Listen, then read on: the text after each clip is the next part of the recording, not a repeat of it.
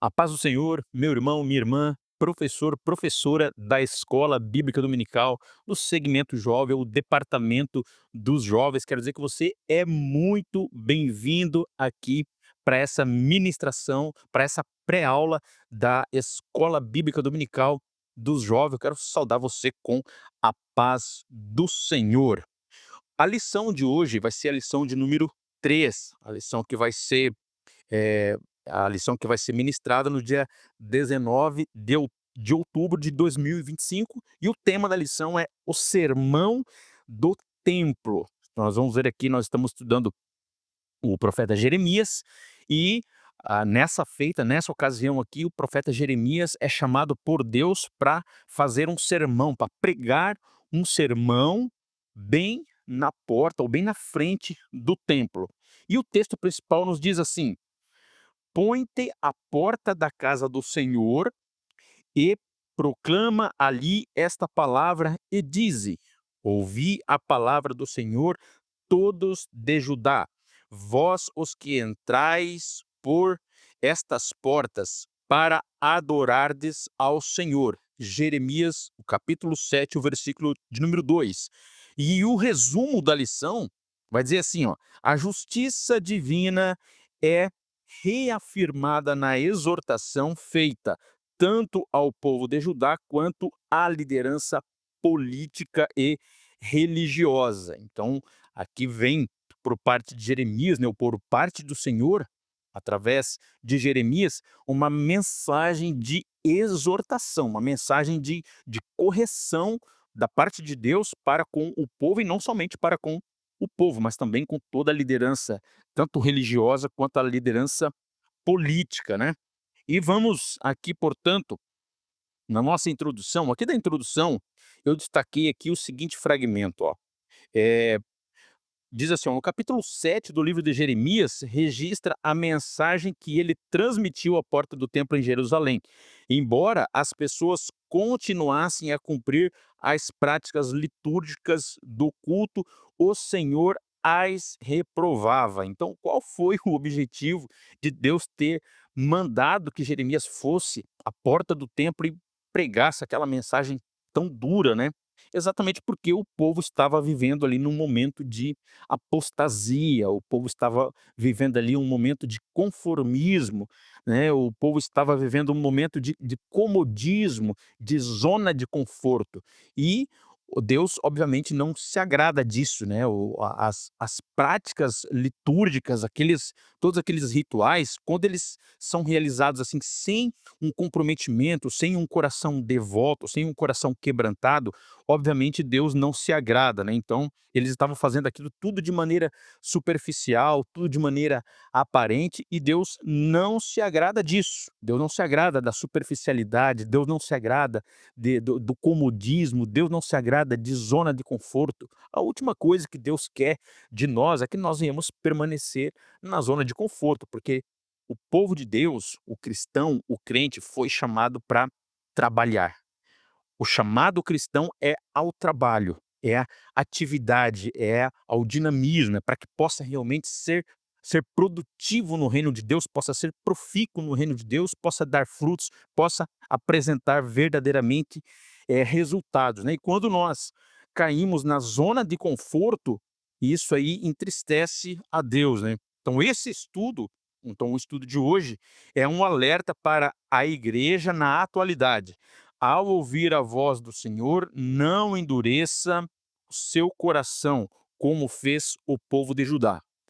E aqui a gente observa o seguinte, que Deus, o compromisso de Deus, ou Deus tem um compromisso de chamar os povos, de chamar as pessoas, de chamar os indivíduos ao arrependimento, a todos aqueles que são pecadores, né, que todos aqueles que não são conhecedores do evangelho. Deus tem um compromisso, Deus tem um desejo de que essas pessoas sejam alcançadas para o evangelho, sejam alcançadas pela graça. Porém, Deus também tem um compromisso, Deus também tem o desejo de que aqueles que já são crentes, aqueles que já são conhecedores da palavra de Deus, para que estes também venham realmente desenvolver uma espiritualidade uma espiritualidade verdadeira, uma espiritualidade genuína, uma espiritualidade sincera diante de Deus, e não uma espiritualidade de superficialidade, como estava aqui na época de Jeremias, o povo, realizando e praticando. E tudo isso, obviamente, em razão da decadência, né, por parte da liderança. Então o primeiro subtópico, ou o primeiro tópico diz assim, ó: "A voz no templo". E o primeiro subtópico diz: "Frequentadores do templo". Isso aqui, gente, tem uma eu destaquei aqui algumas questões aqui, que é, além já da questão do comodismo, né, eu destaquei desse subtópico o seguinte fragmento: "A mensagem era de arrependimento e deveria ser proclamada aos frequentadores do templo", ou seja, eram já indivíduos que conheciam os rituais, eram indivíduos que conheciam as práticas, né, litúrgicas, eram indivíduos que já eram acostumados com os cultos ali no templo. Então eles conheciam as partes dos rituais, só que o problema é que nós não podemos simplesmente nos conformar com a religiosidade, com as práticas litúrgicas, com os rituais, com as cerimônias. Tudo isso tem lá sua importância? Tem. Só que assim, ó, o ritual e a liturgia e as práticas, cerimoniais, elas não podem ser, priorizadas em detrimento do culto verdadeiro ao Senhor. Então tem muito mais desejo ou muito mais interesse o Senhor em um coração sincero, em um coração arrependido, do que indivíduos cumprindo meramente com práticas ritualísticas, né. Então a gente precisa tomar muito cuidado com isso, para que nós não venhamos nos nossos cultos, nas nossas igrejas, perder a essência do nosso culto, a essência da nossa adoração, que é sim um coração sincero, um coração contrito e um coração arrependido, e um coração que é confrontado e chamado ao arrependimento por intermédio da palavra de Deus. Então isso aqui tem que ficar bem evidente, né. Só que aquelas pessoas, aí até coloquei aqui, né, que os verdadeiros adoradores adorarão em espírito e em verdade. Então qual é a essência, portanto, da verdadeira adoração? Adoração é um estilo de vida, porque às vezes a gente tem a ideia, muitas vezes se ouve nos cultos, né, fala assim: "Ah, meu irmão, adore nesse momento, levante a sua mão e adore ao Senhor". E claro, aquela manifestação ali pode ser entendida, obviamente, como uma manifestação de adoração, porém aquelas ações, aqueles atos, aqueles gestos são condições necessárias para uma adoração, porém não são o suficientes. Por quê? Porque uma vida de adoração, lembrando que adorar, né, a palavra adorar significa se curvar, se prostrar diante de alguém a quem nós reconhecemos autoridade, soberania e poder sobre a vida e a morte. Então nós nos ajoelhamos diante daquele que é soberano, diante daquele que é onisciente, diante daquele que é onipresente, onipotente, diante daquele que é eterno. Então é para ele que diante dele que nós nos curvamos. E quando nós fizemos esse ou quando nós, praticamos essa ação, esse gesto de nos curvar, nós estamos reconhecendo a majestade, a grandeza, a soberania e o governo do Deus eterno todo-poderoso. E quando nós falamos que vivemos uma vida de adoração, significa que em todas as áreas da nossa vida, em todos os segmentos, em todas as áreas de interação, as pessoas com quem nós interagimos, os negócios que nós realizamos, os ambientes que nós frequentamos, a todo momento nós, em espírito e em verdade, reconhecemos a grandeza e a majestade do Senhor. Então isso precisa ficar bem entendido. Portanto, aqui, ó, os frequentadores daquele templo, a crítica de Jeremias aqui era que eles realmente não tinham mais esse compromisso. Eles viviam na prática do erro, na prática do engano, na prática do pecado, e eles achavam: "Não, mas vamos fazer o seguinte, vamos lá para o templo, vamos oferecer ali os nossos sacrifícios, vamos oferecer as nossas ofertas, vamos participar daquele culto e ó, tá tudo certo". Só que não. O que Deus exige de nós é um coração arrependido, que nós venhamos viver na prática da santidade, e deixa isso aí bem claro aí aos seus alunos, né, professor. E outra coisa aqui, ó, toda mensagem, né, toda mensagem pregada no culto, tanto aquelas que são destinadas aos não crentes, como as que são aos crentes, aos cristãos, aqueles que já são conhecedores da palavra, precisa ser sempre uma mensagem de confronto, uma mensagem de que chame esses indivíduos, que chame esses crentes ao arrependimento. Então isso precisa ficar bem claro, deixe isso claro aí aos seus alunos, né, não só aos crentes, mas também aos crentes que vivem, então crentes que vivem na superficialidade, né. E outra coisa que eu gostaria aqui, o professor, a título de dinâmica que você pudesse realizar aí com seus alunos, é você fazer as seguintes perguntas, né. Lembrando que quando você faz perguntas, você faz indagações, você está dando aí a oportunidade, né, para que os alunos venham, para que os seus alunos, seus liderados venham interagir. E você pode fazer isso. Então você vai fazer assim, ó, você pode fazer essas perguntas aqui, ó: quais as práticas dos tempos do profeta Jeremias que se assemelham às práticas de hoje, né, ou às práticas dos tempos atuais? Então faça essa pergunta aí.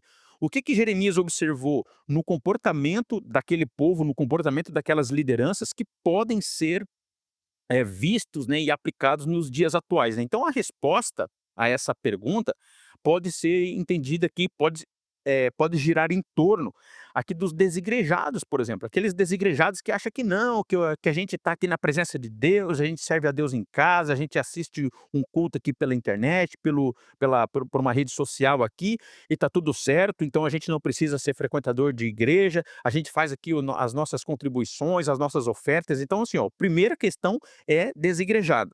Então, a resposta aí dos seus alunos durante esse momento de interação, que você vai instigar aí os seus alunos a fazerem, elas devem girar em torno dessas questões aqui, baseado na seguinte pergunta: então, quais as práticas se assemelham às práticas do tempo de Jeremias nos tempos atuais? Então, tinha alguma relação? Aquela superficialidade, aquele povo que ia lá só para levantar a mão, então isso precisa ser abordado, né? Então, frequentadores da igreja, né, os religiosos, aquelas pessoas que frequentam ali religiosamente os cultos, as igrejas, mas eles vão ali simplesmente para cumprir com o ritual, para bater continência, para dizer assim: "Ó Senhor, então estamos aqui, ó, dá um", né, dá um para dar um oi para Jesus, né, e o objetivo não é esse, né, o objetivo é viver realmente uma vida sincera, uma vida de quebrantamento, uma vida de arrependimento.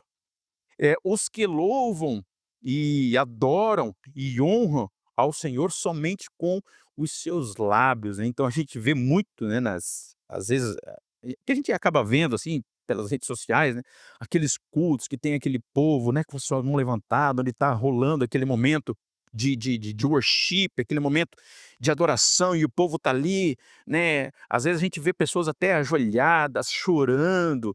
Então, muitas vezes aquilo ali é puro emocionalismo, aquilo ali é puro sentimentalismo, que as pessoas estão ali naquele momento, só que quando elas levantam dali, que chega na segunda-feira, a vida delas é completamente diferente, não condizem absolutamente nada com aquele momento ali onde elas estavam curvadas, onde elas estavam chorando ali, né, na presença de Deus. Então, é necessário que esse quebrantamento, que esse choro, que esse sentimento, assim, de consternação, seja um sentimento que verdadeiramente leve a uma mudança de atitude, a uma mudança de comportamento lá na segunda-feira. É aí que vai se observar se essas pessoas realmente, passaram por uma transformação ou não.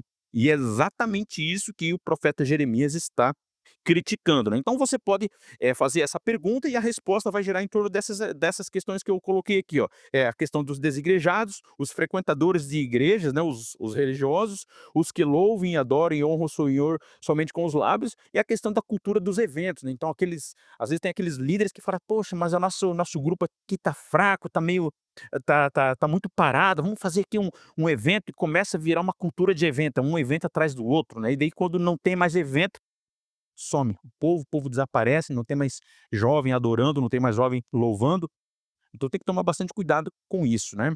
Lembrando aqui só que a questão, né, eu como músico que sou, claro que nós, gostamos de louvor, gostamos de música, gostamos que tenha realmente aquele momento, né, de louvor, de worship, de quebrantamento, né, onde um instrumental, as canções, louvando e exaltando o nome do Senhor, as pessoas ali, se quebrantando diante de Deus, mas assim, ó, o principal, a essência, o cerne de um culto, o cerne de um culto, verdadeiramente, voltado para Deus, precisa ter a ministração da palavra, e essa palavra precisa confrontar as nossas práticas, e na segunda-feira nós temos que estar colocando aquilo que nós fomos confrontados no dia anterior, né, num domingo ou no final de semana, precisamos estar colocando em prática para que haja verdadeira transformação na nossa atitude e no nosso comportamento.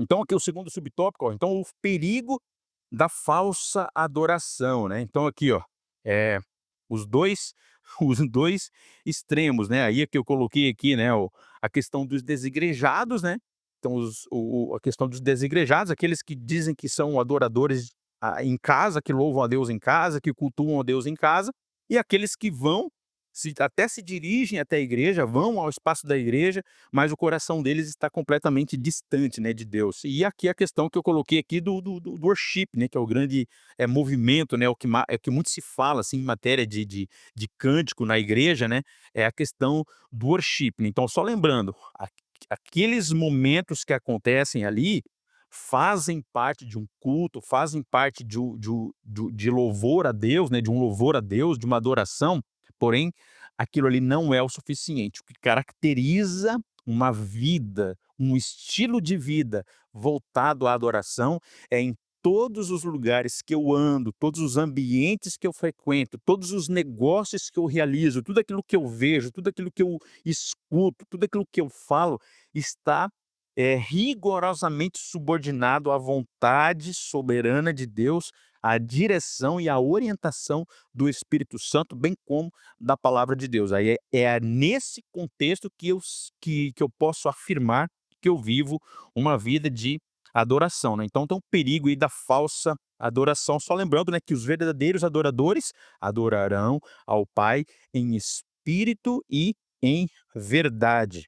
Aí aqui dá um exemplo, né, Siló, um triste exemplo, ele dá o exemplo aqui de Siló no tempo do profeta ou do sacerdote Eli, aonde o povo de Israel estava ali já em grande apostasia, e o que acontece, né, os filisteus vão, eles estavam ali em apostasia, em idolatria, os filhos do profeta Eli, do sacerdote Eli, estavam ali em grande apostasia, fazendo coisas terríveis na casa do Senhor, então eles não davam, assim, um pingo de exemplo, não seguiam o exemplo do pai, não praticavam aquilo que era exigido deles, né, enquanto líderes, na condição de sacerdotes que eram, e ali veio realmente o juízo de Deus. Então não importa que Siló era o lugar onde estava a arca, não importa que Siló era o lugar ali onde se praticava o culto, era o centro religioso da época, porém como eles estavam, o coração daquele povo estava distante de Deus, veio o juízo. E assim, ó, é uma coisa que precisa ficar clara e que você como professor aí pode usar como exemplo. Pega o exemplo daqueles jovens, daqueles, crentes que se afastaram dos caminhos do Senhor, e como que as coisas começaram a dar tudo errado, como é que a vida dessas pessoas começou a ir para trás, e como que a vida dessas pessoas teve, assim, muitas vezes um fim trágico, como eu conheço, como você provavelmente deve conhecer. E coloca isso, que Deus realmente ele tem ali o seu limite, ele vai deixando, e assim, ó, Deus nunca entra com um juízo, Deus nunca entra com uma sentença, contra uma pessoa, em desfavor de uma pessoa, sem que essa pessoa seja amplamente alertada, sem que essa pessoa seja amplamente avisada, sem que esse jovem seja amplamente orientado. Então vem a palavra, vem uma exortação, vem uma correção. Então é um profeta que se levanta, é uma ministração que se levanta, é uma palavra, é um conselho que chega até esse jovem, mas muitas vezes ele ignora tudo isso. Ele ignora, ele quer levar as coisas tudo na brincadeira, e só que chega uma hora que a fatura chega, chega uma hora que a conta chega. Então a gente não vai aqui querer dizer que Deus é um Deus implacável, é um Deus que não tem misericórdia, é um Deus que não tem compaixão, não. Antes de entrar o juízo, Deus avisa, Deus alerta, Deus dá realmente as palavras de orientação, e muitas vezes Deus usa de misericórdia, onde no último instante ali da vida daquelas pessoas, ou de algumas dessas pessoas, Deus ainda tem misericórdia, essas pessoas se reconciliam e acabam muitas vezes partindo para a eternidade, né. Mas então isso é só para deixar claro, assim, ó, como Deus tá usando aqui o profeta Jeremias, dizendo assim: "Olha, assim como aconteceu em Siló, cerca de 400 anos antes desse episódio aqui que estava acontecendo aqui, assim como aconteceu lá em Siló, que eles tinham lá a arca, que eles tinham o tabernáculo, que ficava tudo que era o centro religioso da época lá, e mesmo assim, isso não impediu com que o juízo de Deus chegasse perante o povo que estava vivendo na prática do engano, que estava vivendo na prática da idolatria, assim também com vocês, vai acontecer a mesma coisa, se vocês não se arrependerem. Então a mensagem, sim, é uma mensagem de arrependimento. Aí aqui o segundo tópico diz assim, ó, a a vida espiritual bíblica, definição. Então a questão da espiritualidade, gente, aqui vai abordar a questão da espiritualidade, e a gente precisa, entender o seguinte, que a espiritualidade do crente é baseada na fé em Cristo Jesus, ou numa espiritualidade, produzida pelo Espírito Santo de Deus na vida de cada crente, e na fé, na crença e na confiança irrestrita na palavra de Deus, na orientação da palavra de Deus. Então isso aí é muito importante, né, isso que caracteriza e assim, ó, uma pessoa que vive, que desenvolve realmente uma espiritualidade, essa pessoa tem os frutos, né, que é a fé, a mansidão, a temperança, que é o domínio próprio, a compaixão, a misericórdia. Então são os frutos que vão dizer se essa pessoa vive verdadeiramente uma espiritualidade genuína. E por que que eu digo isso? Porque hoje, tá, é é uma tendência natural aí das grandes empresas, até quem trabalha em empresa, no mundo corporativo, no mundo dos business, né, no mundo dos negócios, ou quem ocupa cargos estratégicos dentro das empresas, as empresas encaminharem, muitas vezes, esses profissionais para fazer uma formação em coaching, para fazer uma formação em mentoria, para fazer uma formação em PNL, para fazer, uma formação em enneagrama. E ali eles vão encontrar muito conteúdo ali, muito se falando desses palestrantes, né, desses, consultores, desses tutores que vão estar ministrando ali, e eles vão falar ali de espiritualidade, só que se a gente não prestar atenção, a espiritualidade que eles falam não é a mesma espiritualidade que nós crentes falamos, porque a nossa espiritualidade, o desenvolvimento e o fortalecimento da nossa espiritualidade está fundamentada essencialmente na palavra de Deus e nada além do que está aqui. Só que para esse povo não, eles consideram assim que se você se conecta com o transcendente, se você se conecta com a mãe natureza, se você se conecta com o cosmos, se você se conecta com a energia, galáctica, você está se conectando espiritualmente, né, com a natureza, com a força cósmica, com a luz cósmica. Esse discurso, gente, não se coaduna com a espiritualidade que nós conhecemos. Então você como professor, você já pode aí alertar, né, o seu aluno que se ele vai lá fazer uma formação, fazer um curso e muitas vezes financiado até pela empresa, né, às vezes ele trabalha numa empresa e tem muitas empresas que financiam, que investem lá nos seus gestores, nos seus líderes, nos seus profissionais e paga lá um curso, né, de uma formação em coach lá para ele, paga uma formação em PNL, paga uma formação em enneagrama, aí ele vai lá fazer essa formação e ele ouve lá falar de espiritualidade também. Só que muitas vezes aquela espiritualidade lá não é a mesma espiritualidade que nós, acreditamos aqui, que nós defendemos aqui. Então isso aqui precisa ficar, você como professor aí precisa, chamar a atenção aí dos seus alunos, né, que muitos desses jovens, né, que você que é professor e que você lidera, eles vão estar entrando aí no mundo, né, dos negócios, muitos estão fazendo faculdade, muitos até, por que não dizer que ocupam cargos, estratégicos, né, de gerência aí dentro das empresas, então eles precisam ficar atentos para essa questão aí, tá. Aí aqui, continuando, o segundo subtópico diz assim, ó: "As causas e as consequências de uma vida cristã vazia", né. Então aqui eu destaquei apenas o seguinte fragmento aqui, ó: "Para o crente, o culto não é somente um ato litúrgico, ou uma obrigação religiosa, mas é a sua oferta de louvor, é a sua entrega. Então cada culto é muito estranho, né, soa muito estranho para nós ouvirmos alguém dizer: "Ah, o culto para mim não estava bom". E assim, ó, não tem culto para mim ou não tem culto para o outro, o culto é a Deus. E cada indivíduo, cada crente, cada jovem que vai à igreja, que adentra a uma igreja, ele deve ter ali a consciência, ele deve ter ali o compromisso de oferecer o seu melhor, oferecer o seu melhor cântico, oferecer o seu melhor louvor, oferecer a sua melhor oferta e a sua melhor adoração, sempre consciente de que ao sair daquele culto, tudo que ele vivenciou ali, tudo que ele experimentou ali tem que se converter numa prática já na segunda-feira, né. E uma das críticas aqui, inclusive, que Jeremias faz, é exatamente da problemática em relação aos relacionamentos interpessoais, porque eles estavam aqui, ele está criticando aqui que eles oprimiam as viúvas, os pobres, eles afligiam ali os pobres, os necessitados. Então eles estavam realmente ignorando o que estava acontecendo com aquelas pessoas mais, socialmente fragilizadas, eles ignoravam isso aí. E é o que Deus exatamente cobra deles, fala assim: "Não, vocês estão ignorando o que está acontecendo com essas pessoas", e Deus não admite isso, né.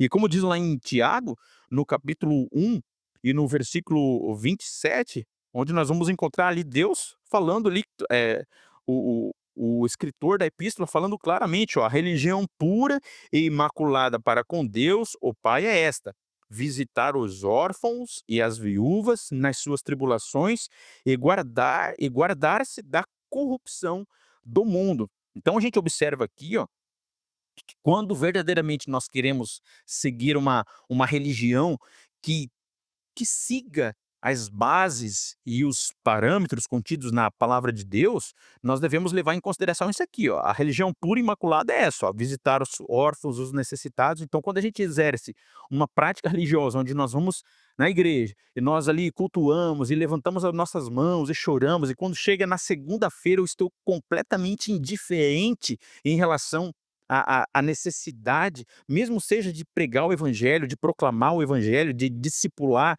de evangelizar, quando eu fico indiferente em relação a isso aí, aquele culto, na verdade, não significou absolutamente nada para mim, aquele culto foi um culto absolutamente vazio. Então assim, ó, o que dá realmente, né, a significado ao meu culto é quando eu saio do culto na se na no domingo, vou pegar aqui um domingo à noite, né, e já na segunda-feira eu estou colocando em prática aquilo que eu aprendi, aquilo que eu fui exortado, né, que eu fui exortado a praticar. Então é nisso que consiste a verdadeira, religiosidade, né, ou a verdadeira religião, ou a verdadeira espiritualidade. Então, a prática de uma religiosidade vazia, até onde o apóstolo Paulo nos chama atenção, é que assim, ó, rogo-vos, pois, irmãos, né, que apresenteis os vossos corpos em sacrifício vivo, santo e agradável a Deus. Então, se eu não estou ali cultuando de maneira lúcida, de maneira consciente, né, pleno da minha razão e pleno do meu entendimento, esse culto é completamente vazio, é completamente desprovido de significado, né. E o terceiro subtópico aqui do tópico 2 diz assim, ó: "Uma mensagem urgente e atual". Então aqui, ó, Jeremias exerceu o seu ministério entre os anos 627 e 586 antes de Cristo, né, ou seja, antes do cativeiro. Então Jeremias estava aqui exercendo seu ministério antes do cativeiro do reino de Judá, lembrando que o reino do norte, né, já havia sido levado cativo pelo império da Síria, né, e agora aqui no reino do sul, que é o reino de Judá, eles estavam sim seguindo os mesmos caminhos, os mesmos passos do reino de Israel, ou seja, do reino do norte. Isso quer dizer que assim, o mesmo juízo que foi para o reino do norte também inevitavelmente chegaria até o reino de Judá, né. E aqui, ó, mas a verdade de sua mensagem ainda ecoa na atualidade. A mensagem anunciada por Jeremias, a porta do templo em Jerusalém, assume um papel de alerta nos nossos dias. Infelizmente, muitos, dizem estar conectados com Deus, mas sem frequentar um templo. Então olha só, gente, nem um extremo e nem outro. Então tem aqueles que frequentam os templos, mas o culto deles são cultos meramente, seguindo formalidades, seguindo, rituais, seguindo cerimoniais, e aquilo não significa absolutamente nada.